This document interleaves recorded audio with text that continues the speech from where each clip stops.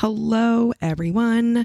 Welcome to 2024. Happy start to this new year. I hope everyone had a great New Year's Eve and has eased their way into the new year. I definitely feel like it is difficult to become a functioning member of society again this week, but here we are with a solo episode and my updates and what's been going on the last couple of weeks and some of the things that I have learned and noodled on that I think I would like to share with you all. So let's just get right into it. Hi, hello, hey, and welcome to my tent, a place to hear life experiences, different opinions, a range of journeys, and a viewpoint different than our own. A place to challenge our own thoughts, a space to learn a little bit, and I promise some fun along the way. I believe we're better when we let a range of people into our tents, so welcome to mine.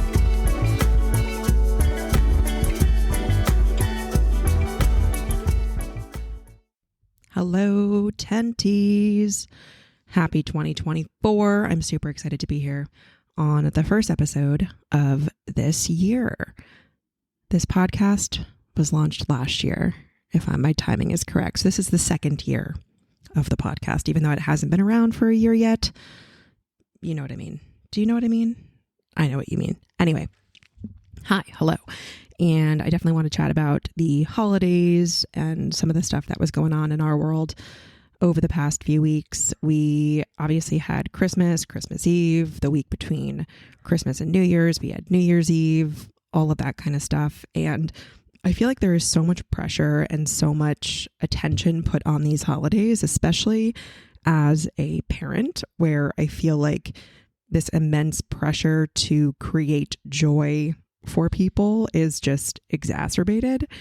And I was talking to so many people this year that I don't know if it's just a unusually brutal year of sickness, but we were not spared illness in this house over the past couple of weeks. And I feel like so many people I talked to had their holiday plans altered or adjusted or canceled because they were sick or family members were sick or just so much was going on. And that was definitely the case for us. I feel like the entire house was alternating who was sick over the past 10 days, and it made it really challenging to accomplish the things that we said we were going to accomplish. And I felt kind of awful about that for a little bit, but we were doing our best, and we had the entire week off this prior week with Ronan.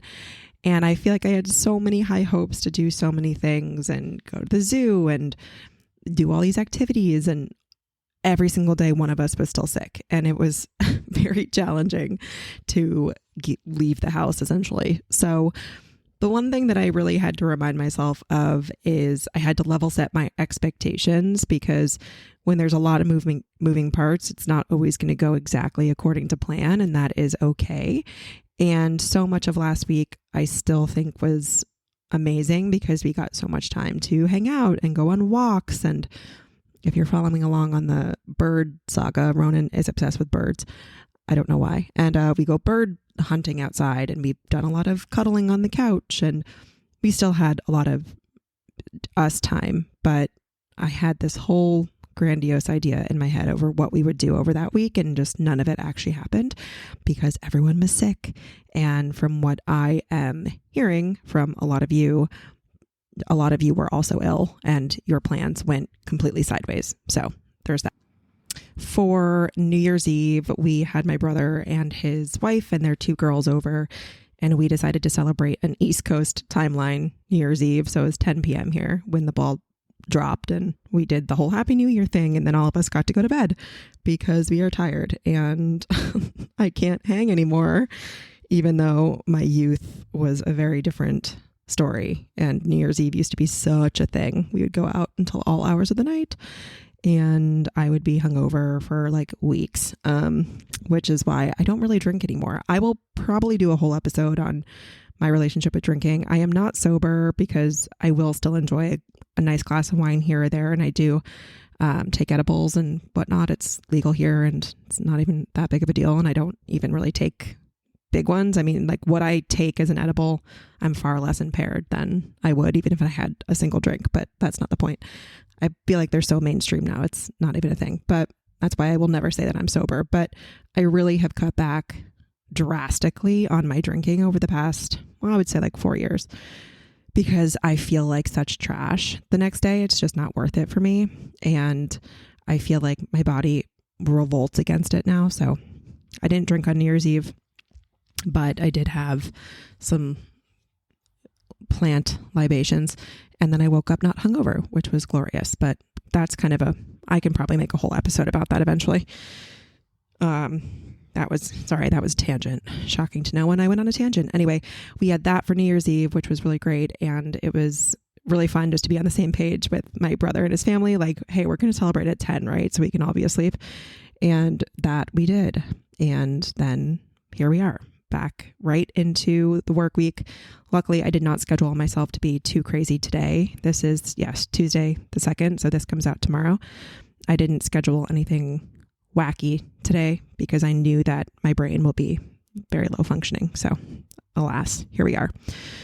I also want to mention that January is just a very weird month for me. In general, I feel like I've always had a tough time in January, where I'm a true firm believer, because of how I feel in my body, of seasonal depression, where January is a cold and dark month. It's a little bit better here because it warms up during the day, but it's still frequently dark out at 7 in the morning, and it's dark early and it's chilly. And I kind of feel a little sad, I think, coming off holidays sometimes. And in particular, in the past couple years, January has just added a new layer of challenge for me because of my stepdad, Pop. In 2020, he died on January 20th, and then his birthday was January 28th. So we had this double whammy of him dying and then his birthday, and then his funeral wasn't until February. And so then we had this weird limbo thing. I have an entire episode about grief. It's one of my first episodes if you want kind of a deeper dive on what that looked like for me. But just January is a tough month for me, and I'm aware of it. So I do try to do things that keep me moving and keep me grounded. But I also really give myself permission this month to start slow, which is like the opposite of what we are told to do. We're told to like rush into things and make all these changes and make all these goals. But I don't believe in that in general. I have a whole episode on that as well. But especially for me, where I just know January is a hard month for me, I give myself permission to take it as it comes. And it's sort of the same thing with level setting my expectations around the holidays. Like, I have to level set my expectations around myself for the next few weeks, because we have the lead up to these days, and then we have the days themselves, and then this weird like period in between the two. And it is just a very odd time. And I feel like if you've lost someone very close to you, or if you've also lost a parent, you may know kind of what this feels like. And for us, at least, I think it was a really hard month in general as well, because we knew my dad was sick and we knew he was going to die eventually. And we had that whole like start to January thing, like not really knowing when it was going to happen, and things kind of turned fast. And I've talked to a lot of people about death and grief over the past few years, especially since losing my dad. But it's for me, it's sort of this like death and winter connection. Like, winter is a season of death. If we actually think about it, the trees are dying, the leaves are dying, and then there's rebirth in the spring. And it kind of is amplified this time of year for me, as it's dark and cold and there's all these things happening that I have to work through every year. So that's kind of what happens in January for me. Maybe that is a complete Debbie Downer and such a doozy of a thing to hear, but If you're also sort of in this weird season, like give yourself permission to like almost embrace the hibernation rather than really forcing yourself forward. Like be gentle with yourself and kind to yourself, because that's pretty much all we can really do. So that's what happens in January for me. Fun stuff, I know. But I will also talk about some other things that have happened over the past few weeks that I've just found really interesting, because it makes me extremely appreciative of all of the work that I have put in over the past few years to heal my relationship with myself and my body and food and exercise. Because the other day I went to get on the Peloton and realized that I had lost my streak. And to some of you, you may think that this is just like the silliest thing ever, but for 206 weeks straight, I did something at least once a week on the Peloton. And to me, like the streak kept going because I just so happened to be able to fit something into my life once a week for 206 weeks. And sometimes it was 4 times, sometimes it was 1, especially early days postpartum. It was a lot of the meditations that I was doing. So it could range from a 5-minute thing to a 60-minute thing. It all counts towards something in that week. But I was just kind of chugging along, and week after week, it was like 200 weeks, 201 weeks, and so on and so forth. And I didn't really think much about it. But then I hopped on the Peloton the other day and realized that I had lost that streak. And at some point over the past few weeks, obviously life has just gotten crazy. I haven't been on that. I haven't remembered to put the tracker on outside, whatever the case may be. I just simply didn't do something during that week, and the streak went away. So now it's a 0-week streak. And what I was so surprised by and very pleased by was I was like, oops. Like I was very unfazed by it. And if you knew me probably 3 or 4 years ago, you would not have seen me react that way. Like I would have taken that extremely hard and been so angry at myself, because that to me was a failure point, or that would have been a failure point, or that to me would have been progress lost. And the fact that I was just like, oops, and moved along really actually made me think in the after fact of, I'm proud of myself for working through so much over the past couple years and really doing my best to heal the relationship I have with myself around that, and not caring about that stuff anymore, because it's not progress lost. I still have those 206 weeks done, and now I'll just start a new one. And for all I know, I'll get 1 weekend and then won't do anything for 3 weeks, whatever. But it's the same way that I now feel around something like closing the rings on the Apple Watch or getting your X number of steps a day, because I used to hold myself so tightly to getting those things checked off. But then I also realized, like, who am I doing that for? Like, no one is looking at that. Like, I'm just doing it to tell myself I did it. I really had to like evaluate that part of the whole thing, because I'm like, why do I actually care so much about this? Like, what does this make me a better person? No. Does it make me a more worthy person? No. Like, no one's going on here and saying like, you only did 1 this week, you did 5, whatever. Like, no one's doing that. It's kind of how I feel about pant sizing. And I've gone on this rant before where sizing is fake news. I mean, brands do not have their act together when like doing the sizing of their jeans in particular, because I have sizes in my closet that range a very wide range and they all fit me. And it's just so dependent on brand by brand. But the one thing that I also tell some of my clients, and I also tell myself, is like, I have never walked into a business meeting and had someone say, before you sit down, you need to tell me what size pants you're wearing. No one has ever said that, ever. No one will ever say that. Like, no one knows what that tag says on the inside of your clothing. It's like the same thing with this. Like, nobody was meticulously tracking me against it. And there were years of my life where I would pace around my living room to hit a step goal or do whatever I needed to do to check those boxes off. And now I'm just like, carry on, Sarah, move along. So I lost a 206 week streak on a Peloton, on the Peloton app. and I just don't really care about it. And to me, that's a huge win, because this was not my mindset many, many moons ago, or not even that many moons ago. Pretty recently, to be honest.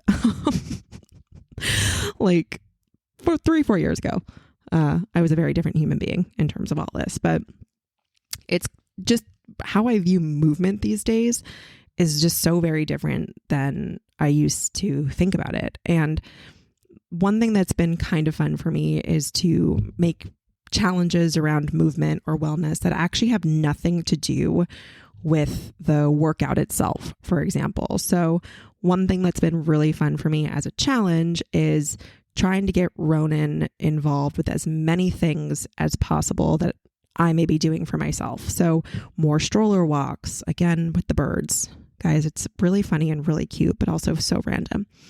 Of like, Ronan, can we run from here to here to go see a bird? Like, so it's not even really about the workout. It's more so about involving him with those things, because it's so fun to see him like learn and get excited and do X, Y, and Z. And when we're in the stroller, it's maybe like, oh, like we'll go over here and we'll talk about this tree or this plant or this bush, or we'll see a dog and we'll stop, and he loves dogs. And making the challenge to be like, how can I involve him more versus like, how can I work out harder, makes it more fun for me and more fun for him. And it's a great way to get us out of the house, especially this past few weeks when all of us were so cooped up and just taking turns being violently ill.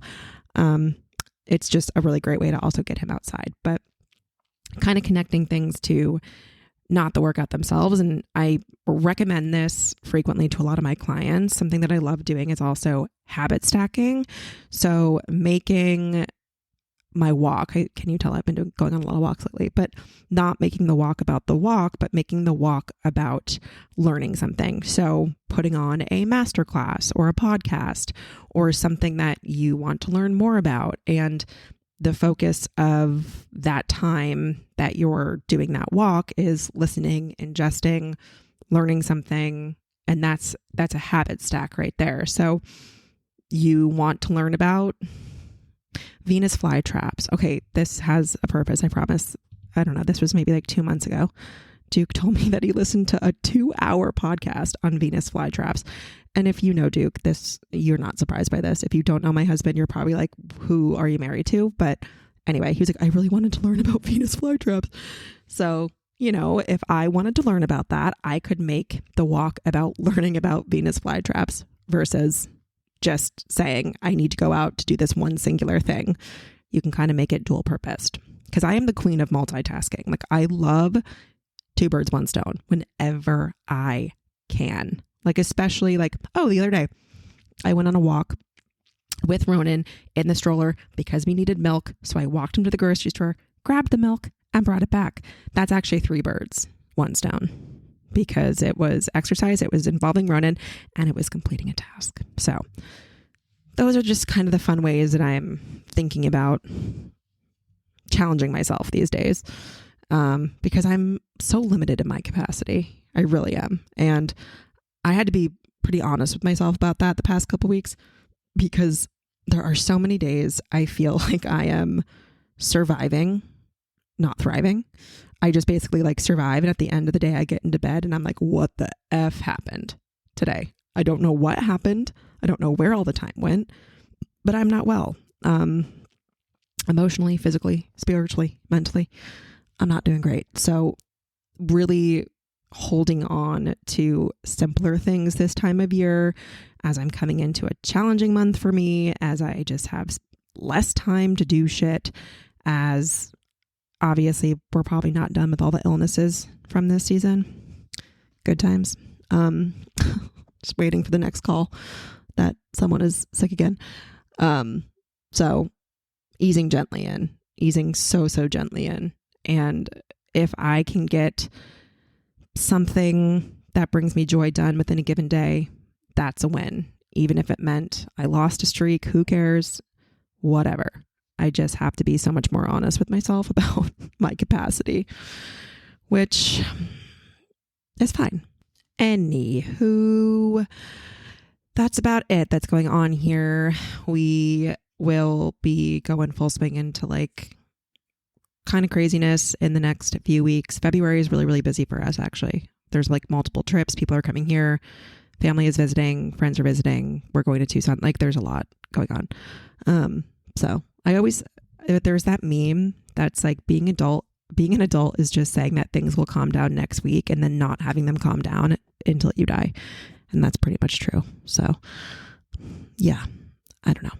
Anyway, that was it. I hope everyone is having a great start to this new year. Thank you for being here. As always, thank you for supporting the show, my business, everything. Some of you have been here since the first day that I started that Instagram account. And it is just wild to me, the progression and the turns and where this thing has taken and where it has changed. And some of you have really been there for the entire ride. And some of you I've made friends, there's people who have been on this podcast because I've met them essentially through the internet, which is the exact opposite of what our parents used to tell us not to do. Don't talk to strangers. But you know what? Some of you were strangers and now you're not. And some of you may be new friends. Thank you for being here. I appreciate you all so much. And let's see what this year brings us. All right. Bye. Love you.